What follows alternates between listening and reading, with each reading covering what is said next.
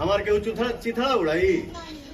दोस्तों आखिर पवन सिंह किस पे गुस्सा हुए? पवन सिंह दो बंदे जिसका नाम निर्भय सिंह, जिसका नाम दीपक सिंह राजपूत है, दोनों के साथ कुछ विवाद चल रहा था क्योंकि पवन सिंह के साथ बहुत दिन से जुड़े थे और पवन सिंह ने इन दोनों को काम नहीं दिया अपने फिल्म में या गाने में। कहीं ना कहीं बहुत दिन से आहत थे और इसी की वजह से पवन सिंह के खिलाफ आ गए और पवन सिंह को उल्टा सीधा बोलने लगे।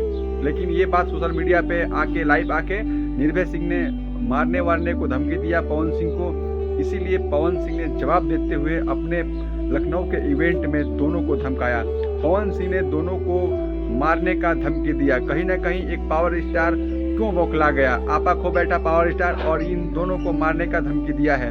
और पवन सिंह ने साहब कहा है अगर इस बात का रिप्लाई आता है, इसके बाद जवाब कोई आता है उधर से, तो मैं घर में घुसा के मारूंगा। क्या एक भोजपुरी सुपरस्टार का औहदा यही है कि कोई भी बोलता है तो रिएक्ट किया जाए?